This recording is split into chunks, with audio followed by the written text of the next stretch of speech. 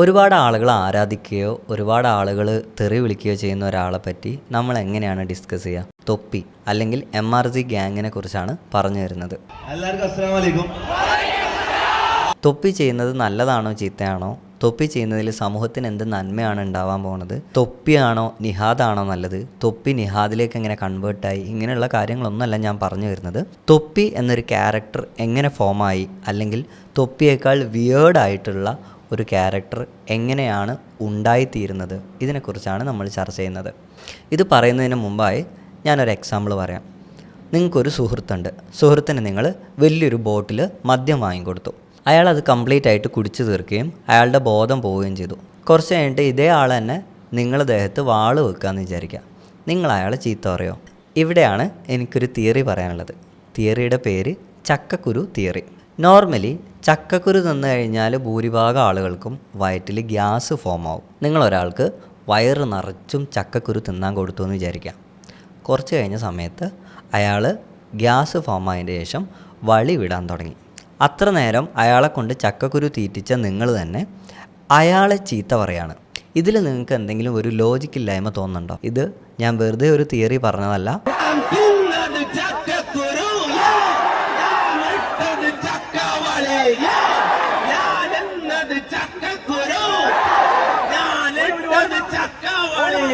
തൊപ്പിയുടെ കാര്യത്തിൽ ഈ ചക്കക്കുരു എന്താണെന്ന് പറയണതിൻ്റെ മുമ്പ് അയാളിട്ട വളിയുടെ പേരിൽ നമ്മൾ എങ്ങനെയാണ് റിയാക്ട് ചെയ്തത് എന്നുള്ളതിനെ പറ്റി ഒന്ന് ആലോചിച്ച് നോക്കാം.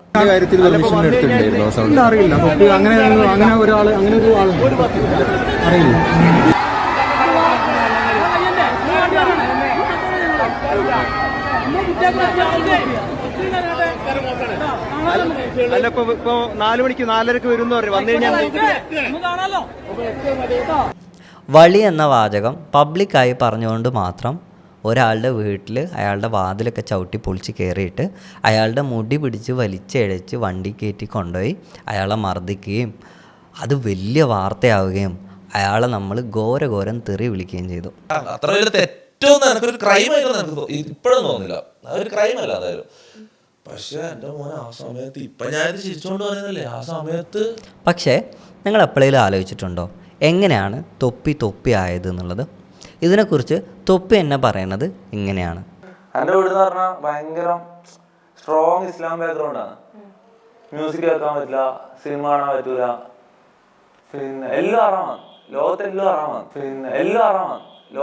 ആറാമാണ്. ഭയങ്കര സ്ട്രോങ് ഇസ്ലാം ബാക്ക്ഗ്രൗണ്ട്. ഇങ്ങനത്തെ അത്രയും സ്ട്രിക്റ്റ് ചെയ്ത് ഞാൻ വളർന്നു. മനസ്സിലായ വേറൊരു ടൈപ്പ് ആൾക്കാർ ഈ ലോകത്ത് ജീവിക്കുന്നുണ്ട്. അത് ആരും മനസ്സിലാക്കുന്നില്ല. എൻ്റെ ഫാമിലി എന്ന് പറഞ്ഞാൽ ഒരിക്കലും അങ്ങനെ ഞാൻ അങ്ങനെ ഒരുപാട് ആൾ എന്നെ ഇഷ്ടപ്പെടുന്നുണ്ട്, അല്ലെങ്കിൽ ഞാൻ കുറേ പൈസ ഉണ്ടാക്കുന്നുണ്ട്, അല്ലെങ്കിൽ എനിക്ക് കുറേ ഫെയിം ഉണ്ട് എന്ന് വിചാരിച്ചിട്ട് അക്സെപ്റ്റ് ചെയ്യുന്ന കൂട്ടത്തിലല്ലാത്ത ആൾക്കാരുണ്ട്. എൻ്റെ ഫാമിലി മാത്രമല്ല, നമ്മുടെ നാട്ടിലെന്നല്ല, ആ മലബാർ ഏരിയയിലെല്ലാം കുറേ ഫാമിലീസ് അങ്ങനെ എക്സ്ട്രീംലി ഓർത്തഡോക്സ് ആയിട്ടുള്ള ഫാമിലീസ് ഉണ്ട്. അങ്ങനെയുള്ള ആൾക്കാരുണ്ട്. കുടുംബക്കാരെന്ന് പറഞ്ഞൊരു സംഭവമുണ്ട്.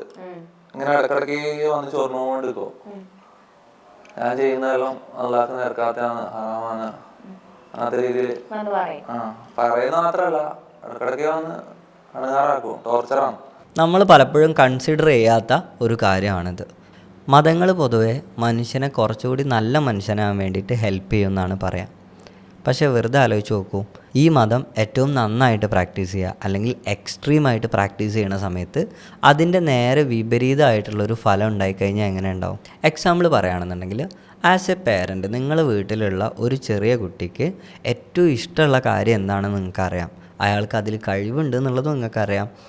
പക്ഷേ നിങ്ങൾ പ്രാക്ടീസ് ചെയ്തുകൊണ്ടിരിക്കുന്ന ഒരു റിലീജിയൻ അത് അനുവദിക്കുന്നില്ല, അല്ലെങ്കിൽ നിങ്ങളുടെ റിലീജിയൻ്റെ ലിമിറ്റേഷൻ്റെ ഉള്ളിൽ പെടുന്നതല്ല എന്നുണ്ടെങ്കിൽ ആ ഒറ്റ കാരണം കൊണ്ട് മാത്രം നിങ്ങൾ ആ കുട്ടിയുടെ കംപ്ലീറ്റ് കഴിവുകളും അല്ലെങ്കിൽ ഇഷ്ടങ്ങളും ഒക്കെ വേണ്ടാന്ന് വെച്ച് കഴിഞ്ഞാൽ എന്തായിരിക്കും സംഭവിക്കുക?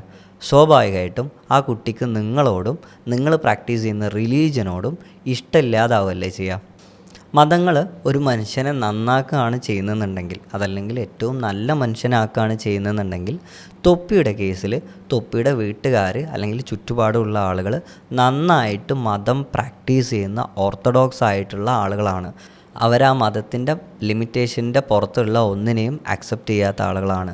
അങ്ങനെയും റെസ്ട്രിക്റ്റഡ് ആയിട്ട് ഒരാൾ മതം പ്രാക്ടീസ് ചെയ്യണ സമയത്ത് അയാളുടെ വീട്ടിൽ നിന്നും വരുന്ന കുട്ടി എന്ന് പറയുന്നത് അത്രയും സിൻസിയർ ആയിട്ടുള്ള, അത്രയും ഇന്നസെൻ്റ് ആയിട്ടുള്ള, എല്ലാവർക്കും നല്ലത് മാത്രം ചെയ്യുന്ന ഒരു കുട്ടി ആവണമായിരുന്നു.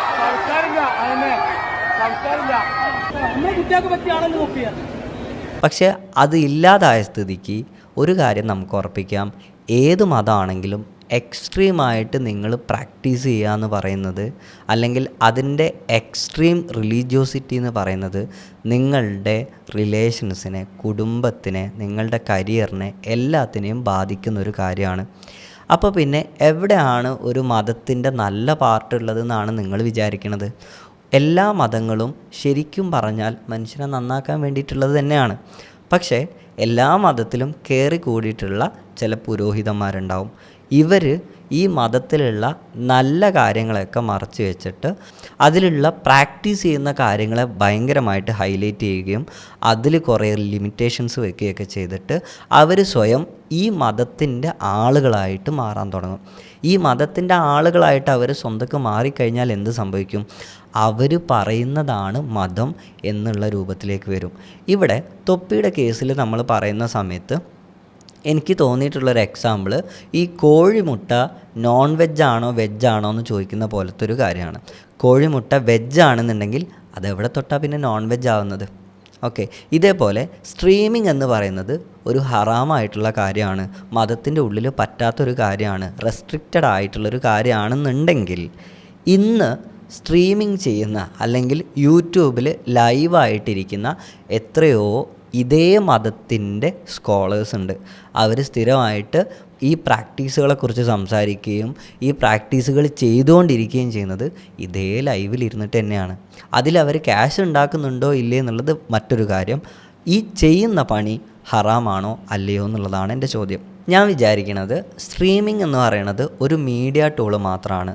നിങ്ങൾക്ക് അതിലൂടെ നിങ്ങൾക്ക് എക്സ്പ്രസ് ചെയ്യാനുള്ള അല്ലെങ്കിൽ നാട്ടുകാരോട് പറയാനുള്ള കാര്യങ്ങളെ ഏറ്റവും വൃത്തിയായിട്ട് ഉപയോഗിക്കാൻ പറ്റുന്ന ഒരു മീഡിയ ടൂളാണ്. ആ ടൂളിനെ നിങ്ങൾക്ക് നല്ലതിനും ചീത്തതിനൊക്കെ വേണ്ടിയിട്ട് ഉപയോഗിക്കാനായിട്ട് പറ്റും.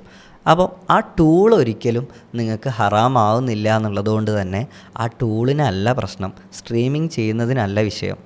പിന്നെ പ്രശ്നം തൊപ്പി എന്ത് കണ്ടൻറ്റ് ചെയ്യുന്നു എന്നുള്ളതാണ്. തൊപ്പി ഒരു കണ്ടൻറ്റ് ചെയ്യണ സമയത്ത് ഞാൻ ഓൾറെഡി പറഞ്ഞു എങ്ങനെയാണ് തൊപ്പി ആ കണ്ടൻറ്റ് ചെയ്യാൻ ചിന്തിക്കുന്നൊരു ലെവലിലേക്ക് ആൾ വളർന്നു വന്നത് എന്നുള്ളത്. നിങ്ങളൊരാളെ ആ കണ്ടൻറ്റ് ചെയ്യാൻ പറ്റുന്ന രൂപത്തിലേക്ക് ഉപദ്രവിക്കുകയും അയാളെ പരിഗണിക്കാതിരിക്കുകയും അയാൾ പറയുന്നതിന് ചെവി കൊടുക്കാതിരിക്കുകയും അയാൾക്ക് വേണ്ടി നിങ്ങൾ കൊടുക്കേണ്ടതായിട്ടുള്ള കാര്യങ്ങളൊക്കെ നിങ്ങളുടെ റിലീജിയസ് ലിമിറ്റേഷൻ്റെ ഉള്ളിലുള്ള കാര്യം അല്ലാത്തതുകൊണ്ട് നിങ്ങൾ കൊടുക്കാതിരിക്കുകയും എന്നിട്ട് അയാൾ അത് കിട്ടാവുന്ന സ്ഥലങ്ങളിലേക്ക് പോകുന്ന സമയത്ത് നീ ചെയ്യണത് തെറ്റാണ്, ഇത് ശരിയല്ല, ഇത് സമൂഹത്തിന് ശരിയല്ല എന്നൊക്കെ പറയുന്നതിലുള്ളൊരു ലോജിക്ക് എന്താണ്? ആ കുട്ടിക്ക് ട്രബിൾഡ് ആയ ഒരു പശ്ചാത്തലമുണ്ട്. ആ പശ്ചാത്തലത്തെ അഭിസംബോധന ചെയ്യാതെ ഇയാളെ കല്ലെറിയൂ എന്ന് പറയുന്നതിൽ വലിയ കാര്യമൊന്നുമില്ല. അത് അഡ്രസ്സ് ചെയ്യപ്പെടണം എന്നുള്ളതാണ്. സോ തൊപ്പി ശരിയാണോ തെറ്റാണോ എന്നുള്ളത് രണ്ടാമത്തെ ചോദ്യമാണ്. നമ്മൾ എത്രത്തോളം ശരിയാണ് എന്നുള്ളതാണ് ചോദ്യം. നമ്മളുടെ പാരൻറ്റിങ് എത്രത്തോളം ശരിയാണെന്നുള്ളതാണ് ചോദ്യം. നമ്മുടെ റിലീജിയസ് പ്രാക്ടീസുകൾ എത്രത്തോളം ശരിയാണെന്നുള്ളതാണ് ചോദ്യം. നമുക്കൊരിക്കലും റിലീജിയനെ കുറ്റം പറയാൻ പറ്റില്ല. കാരണം റിലീജിയൻ എപ്പോഴും നല്ല ആളുകളെ ഉണ്ടാക്കിയിട്ടുണ്ട്. പക്ഷേ നമ്മൾ ചെയ്യുന്ന പ്രാക്ടീസുകളായിരിക്കും ചിലപ്പോൾ തെറ്റായിട്ട് വരുന്നത്.